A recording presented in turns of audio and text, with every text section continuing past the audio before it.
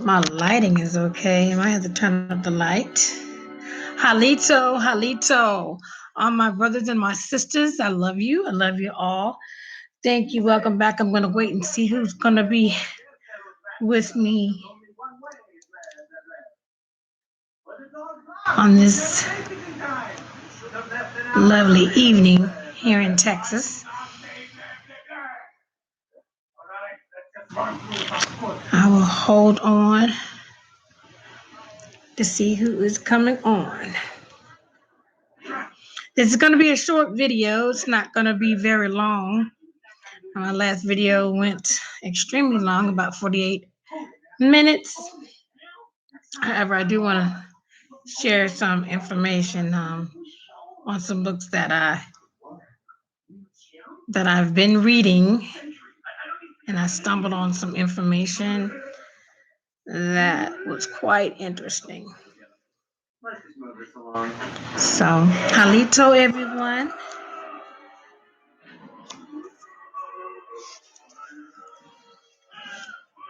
Okay, I'm gonna go ahead and start.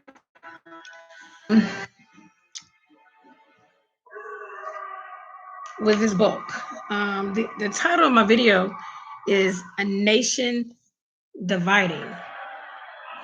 This is a book, and I'm going to tell you how I came to be the owner of this book. Actually, my daughter, she's 12 years old. She's always searching for a good find, a good read. And this book actually was free of charge at her school. Her school was actually giving away books, and she was digging in the pile on one end of the gymnasium, and I was on the other side, and so we came together collectively, and we had all these books. This is the one that I really want to talk about, along with the George Washington Carver book. Now, these books were free. Like I said, now this is a scholastic book that you can order.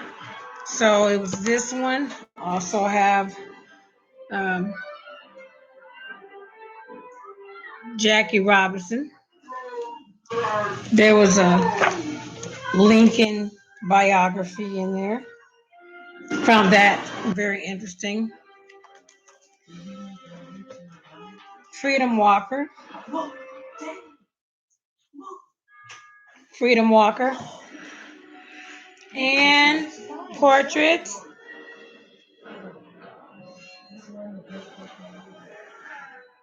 Portraits right here. And this is portraits of an Indigenous American heroes. Not African American heroes, I'd say Indigenous American heroes. And I'm gonna go ahead and start because I know my kids are getting antsy over there. They're watching something on television right now. I think they got a DVD in there. And I've been reading to them all day. Okay. A Nation Dividing. This book has so much information in it. They have different volumes on the back. So it says next text. This book has Harriet Tubman on the front. When I started reading this book, it has different stories in the book. And one of them that I found very interesting was the story about John Brown. It says Martyr or Murderer. Now, these books are not being given to our children. Kids don't come books like this. But I just don't understand why they were given these books for free. Why did they choose these brand new books This is a library book. As you can see, property of, and it was free. So they're getting rid of books. They're not burning them, but they are getting rid of books. There's also something I want to talk about, just mention real quick. I think there's a store called Charles and it's not Charles and Charles. That's a movie. That's a show. It's called Charles and something. I don't know what it is. It's almost like a Books a Million type of store. And often they have a rack outdoors that has free literature and books out there. They give away mad books. And what's happening is colleges, universities, elementary schools, high schools, the school systems are donating these books and dropping these books off at place of businesses that are giving these books for free. They're just handing them out. They're outdoors on a rack, lined up, and all you have to do is pull up with a box and just pick as many as you can carry and take. You can take those books with you. I actually had um, picked up found a copy of Uncle Tom's Cabin in the selection. So those are certain books you cannot find at school. Um, they're hiding them, or they were burning a lot of books. Getting rid of them. Now, what I found also interesting is that in this story about John Brown, I wrote it down here. Okay. Connect the timeline docs, because it says 1856 John Brown and his group killed 5 people who had been fighting to legalize slavery or indentured servitude in Kansas. So side note, um, I'm thinking, where was my indigenous ancestors, doing at that time, at that point in time? And how did this affect the movement and the lives or the identities of my family members or your indigenous family members? So 1856, when you're in school and you read 1856, even being in 2018, my child would clearly say, if she wasn't a child that studied and was knowledgeable and that had 2 parents that constantly read to her, she would look at 1856 like, oh my gosh, that was so long ago. I can't even fathom. She's probably thinking everything was in black and white, nothing was in color. She may be thinking, oh, it was ancient, that she won't connect the dots that the massacres that was happening at that time was happening when her ancestors, my ancestors, were living. They were living at that time. So what was happening in Kansas and all over America affected us as indigenous people. Now, the title right here, A Nation Dividing, we are a nation, okay? We are a nation of people, and they were dividing us. Now, see, clearly you look at Harriet Tubman and people will connect to say, oh, she's an African American woman. She's from Africa. No, she's not. She's an indigenous woman. She is an indigenous North American woman.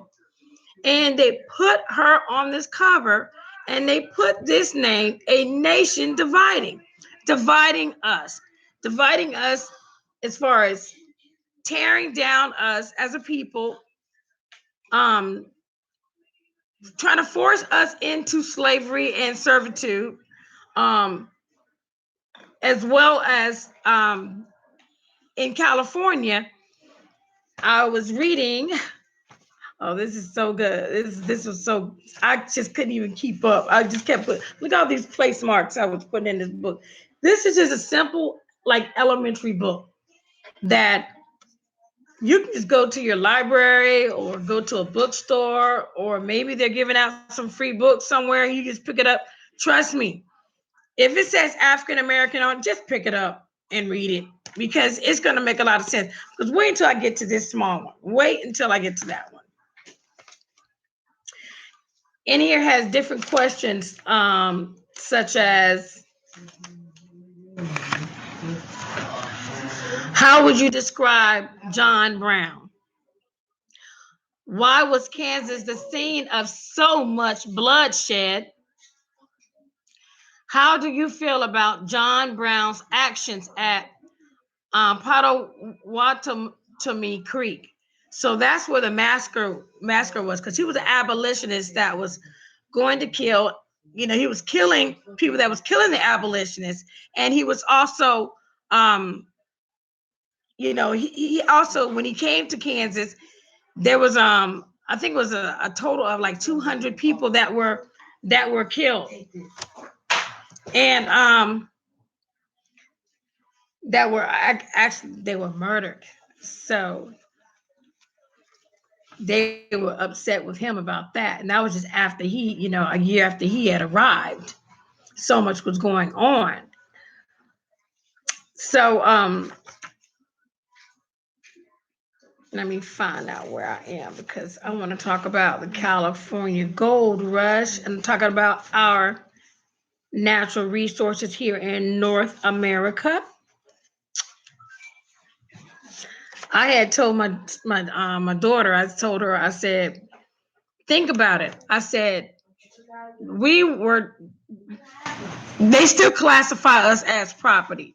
And I was telling her, I said, can this book own this book as this is property? This is my property right here. We're, as indigenous people, they didn't want us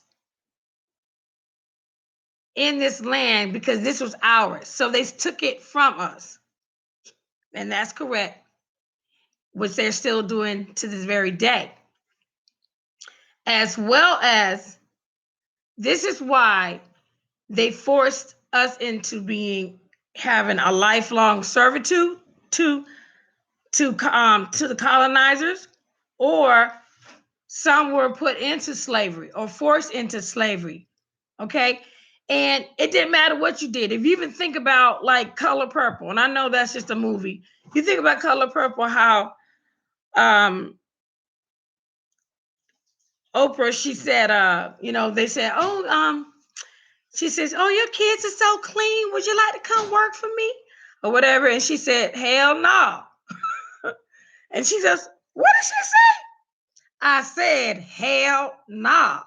So when Oprah spoke up for herself, or Celie, it was like, not Celie, what was her name in that movie? Oprah Winfrey.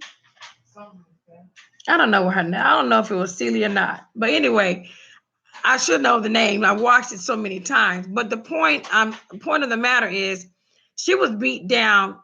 She got basically pistol hit with a gun in her head. Yes, she did. And for just merely saying anything. And they put her in jail. Well, she did punch the guys, but hey, he had it coming to him.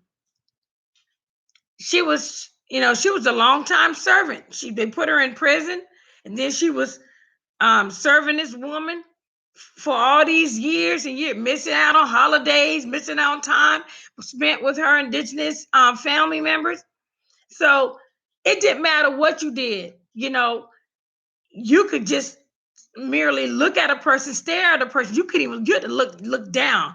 They want to put you in jail, beat you, shoot you, kill you, hang you, anything, belittle you. I mean, and if they don't kick you and beat you down, trust me, they're gonna have you. They're gonna have you. They're gonna have their way with you, rape you, whatever. Okay. So you couldn't say anything. You had to keep your mouth closed. All right. They wanted you to keep your mouth closed, but a lot of us wasn't keeping our mouth closed. We were speaking our piece. But I was saying this is why that Aborigines, the indigenous North Americans, we were considered property. And the more riches that was discovered in North America, it gave the colonizers, the English, the French, the Spanish, the Irish reasons, what? Reasons to vote towards the institution of servitude and slavery. And like I was saying, a mere look, whistle, a lead stare, you trespassing on their property could get you killed or captured. Or service, you're there, you're indebted to them forever. So what will push something like that? The riches of North America. Wouldn't you say that? Wouldn't you say so? I was reading here about the California gold rush. Let's see if I can find the page. Just bear with me.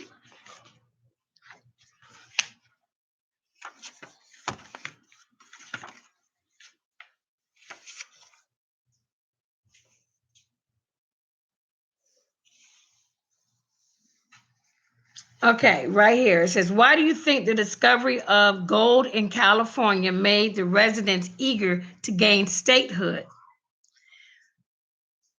And you can leave your response on the bottom. And why did Henry Clay propose the Fugitive Slave Act? And also, what did the French writer mean when he said the discovery of gold in California gave the fatal blow to the institution of slavery in the United States? Well, we're going to call it America because we know where we are. So it said it gave the fatal blow to the institution of slavery. So that right there is saying, oh, we got to get these indigenous people off this land some kind of way. We're going to transport them to other places in Europe. We're going to take them to Africa. Sure, we're going to even drop some of them off and just leave them for dead. And they did that. And they did that. We're going to enslave them. We're going to make sure that they work for us, that they're nobody, they're not human. They're property. They're not human. You can't own anything. They don't want you to own anything. But they couldn't control all of that because a lot of us still own our land. A lot of us still working our own farms.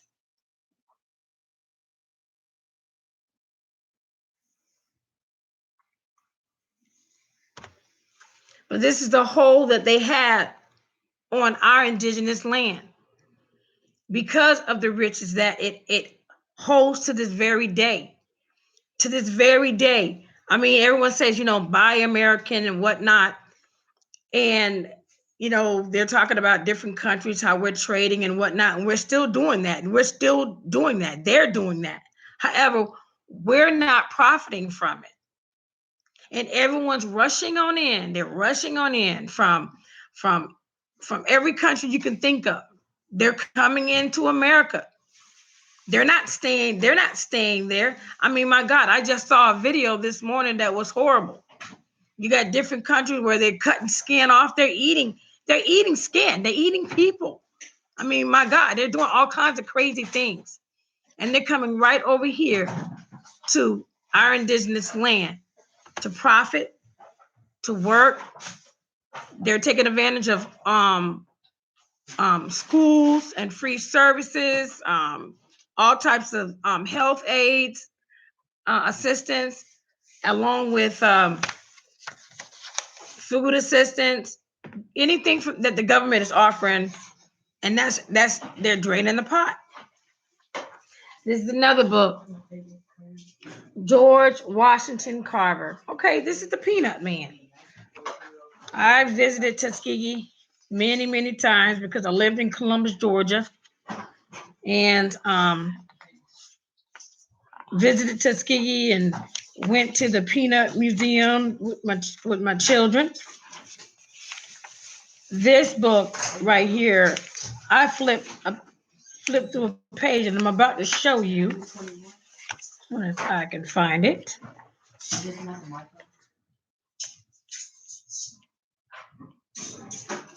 Hope y'all doing well, and I appreciate y'all coming. Listen, who's all the feathers up? Peace, peace, my brother. Peace, my brother. Feathers up.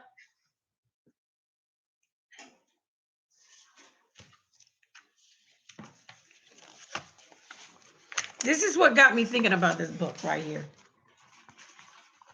This photo. This photo is Mariah Watkins. She was a midwife and a healer. You got that? Indigenous healer.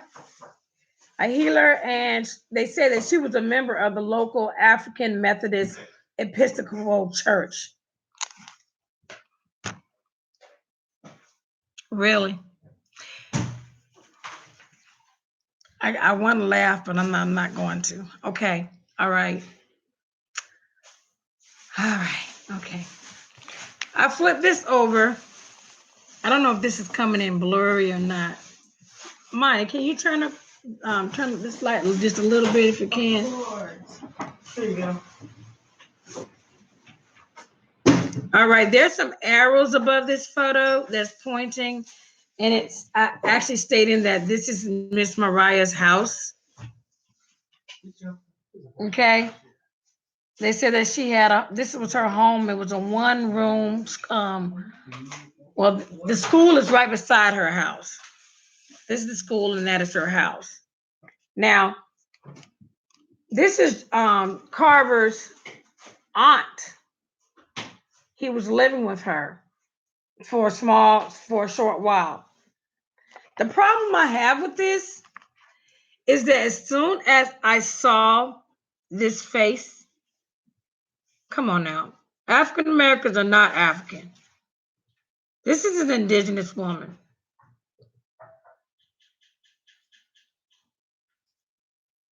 Look at her closely. Look at her face. The other problem I have with this is that because I was kind of suspicious of this photo and them saying that she was a member of the local African Methodist Episcopal Church, I researched her. And hand me my phone right there. What I found was there were 4 other photos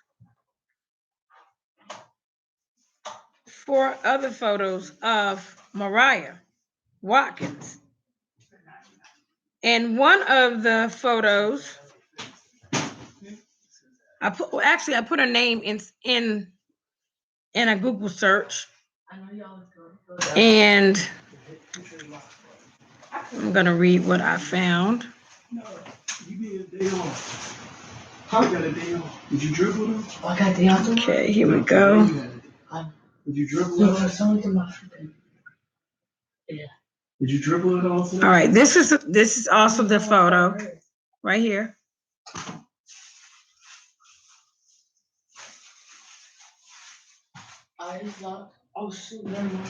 This is George Washington Carver as a young boy.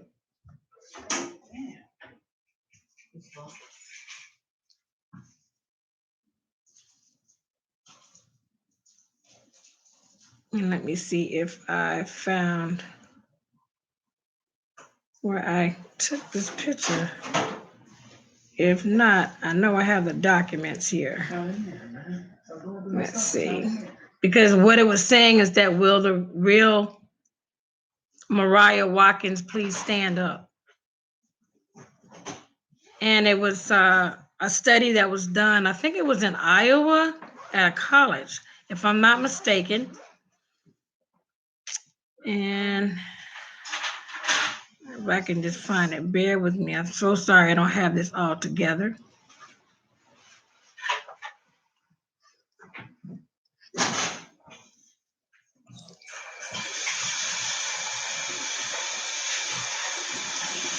Actually, I'm just gonna look it up, re-look it up again, because I didn't want this video to go too long.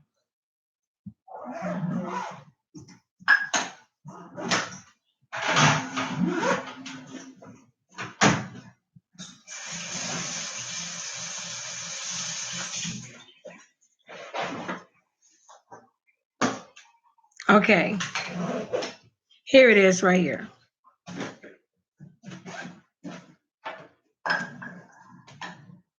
Will the real Mariah Watkins please stand up? It's the case of inaccuracy, okay? And I'm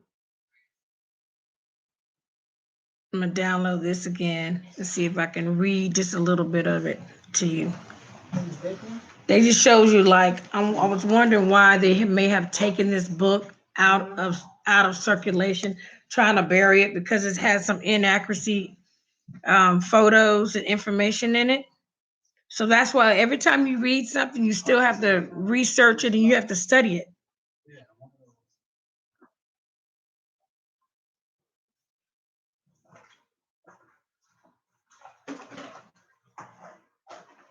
I don't know why this is not pulling up.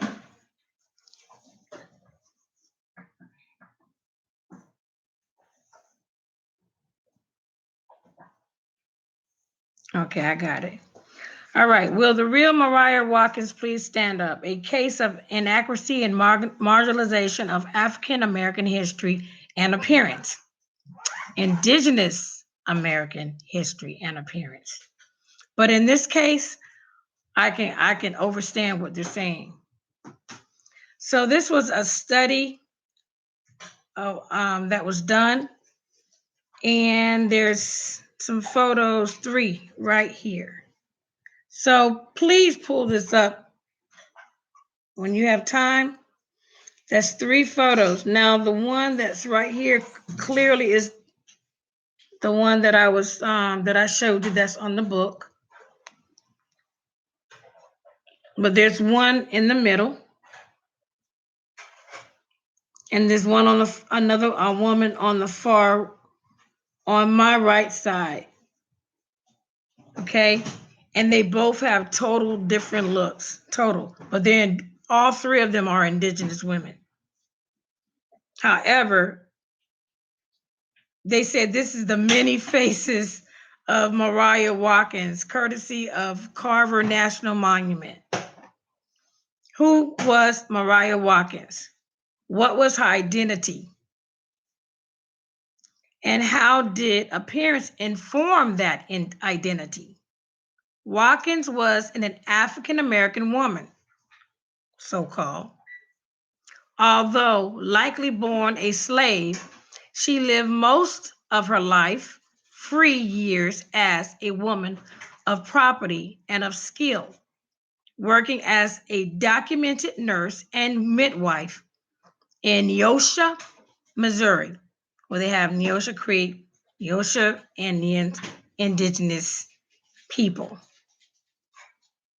Her success and status as an African American woman of means in an unequal society is extraordinary, yet we would likely be unfamiliar with her story if it were not for her association with scientist George Washington Carver during formative years in his childhood.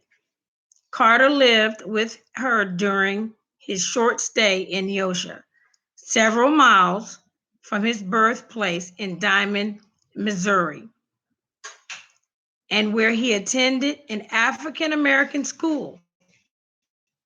Despite this connection, Mariah Watkins' history, the most basic facts about her person, are shrouded in mystery. So this was done by Jennifer Farley Gordon and Yolanda A. Saunders at Iowa State University. So check out this story. If you put in, will the real Mariah Watkins please stand up, and put Iowa State University, you'll find that. I found that pretty interesting. This was proceeding in 2015. Paper genocide is real. They will mix you up, confuse you up, and you're reading right here. Clearly, you're looking at photos, and you're looking at people, and you're looking at your own people, and you know that they're indigenous. We know that things have been whitewashed, continuing to be whitewashed within our school systems. That's why it's very important that we read, we study, and research, and teach our children, and also teach ourselves. I appreciate every one of you.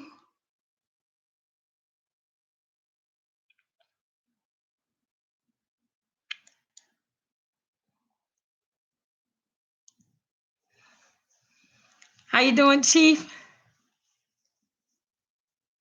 Lance, I appreciate you too. Joe,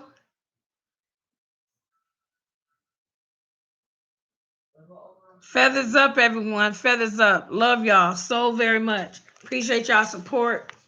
So just something this simple. Your kids can bring home a book. I mean, pick and choose. Each sentence gonna make some sense to you and some's not. But I challenge you to do the research. That's what I did. I mean, actually, I was on my next volume right here, but this I had told my husband, and he was like, "Oh, boo, you got more information." I was waking him up every time I read something. I'm like, "I gotta share it with you. I gotta tell you this. Did you know that this?" He's looking at me like, "Oh, here we go, more information." But yeah, just just look at this photo.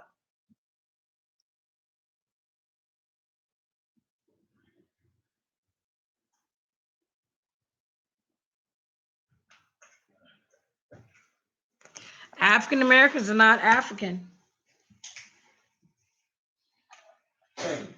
We are the Indigenous Aboriginal North American Indian. Peace and love.